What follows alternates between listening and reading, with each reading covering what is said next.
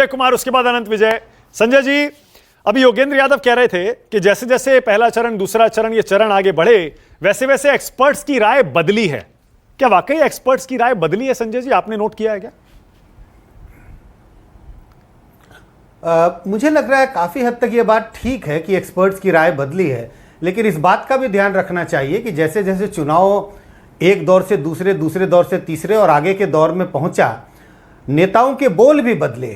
चाहे आप बीजेपी के नेताओं के भाषण को देख लें या कांग्रेस और विपक्षी पार्टियों के नेताओं के भाषण को देख लें, तो कहीं ना कहीं ऐसा लग रहा था कि दोनों खेमे, एनडीए हो चाहे इंडिया गठबंधन हो, दोनों ने अपने चुनाव लड़ने की रणनीति में परिवर्तन किया है।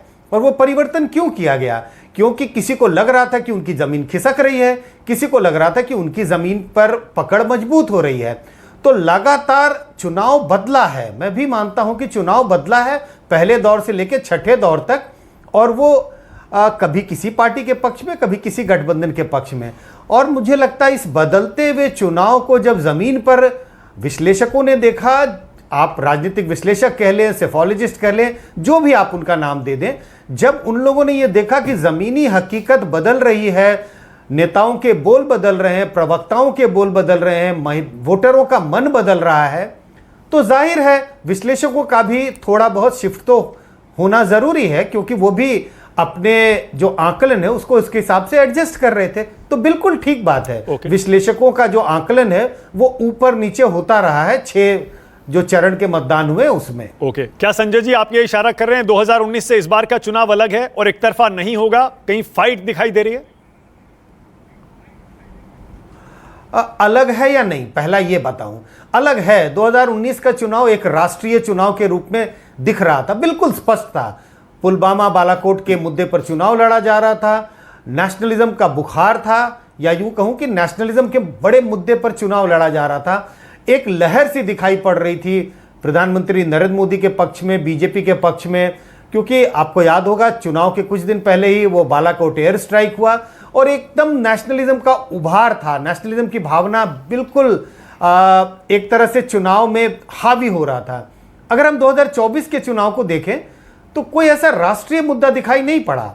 शुरुआत जब हुई थी चुनाव, पहले दौर में ऐसा लगता था कि संजय जी को और योगेंद्र यादव को स्क्रीन पर लाइए। 370 को हटाया जाने वर्सेस मत लगाइएगा। संजय कुमार और योगेंद्र यादव को स्क्रीन पर लाइए। योगेंद्र जी कह रहे थे मैं एक्सपर्ट नहीं हूं, लेकिन अपने जमाने के एक्सपर्ट थे, और संजय जी आज भी एक्सपर्ट हैं। दोनों को स्क्रीन पर लाइए। धारा 370 का हटाया जाना, मुझे लग रहा था ये सब ऐसे मुद्दे हैं जो चुनाव में बड़े मुद्दे के रूप में बीजेपी को मदद करेंगे।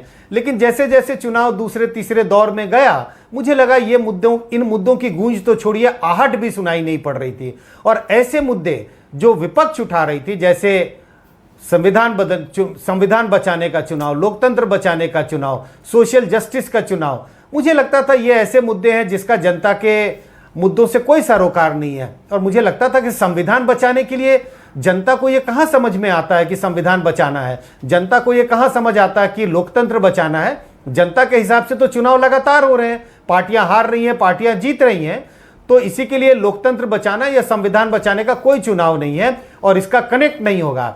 लेकिन जो 400 पार का जो नारा था, मुझे लगता है वो बीजेपी के लिए एक तरह से बैकफायर किया, क्योंकि विपक्षी पार्टियों ने अपने कैंपेन में इस बात को एक तरह से कनेक्ट कर दिया कि बीजेपी क्यों कह रही है कि मुझे 370 चाहिए, 400 चाहिए, क्योंकि उनकी मंशा है जब इतना बड़ा मैंडेट आ जाए तो उनकी जो मंशा है संविधान बदलने का, वो उसमें कामयाब हो जाएंगे।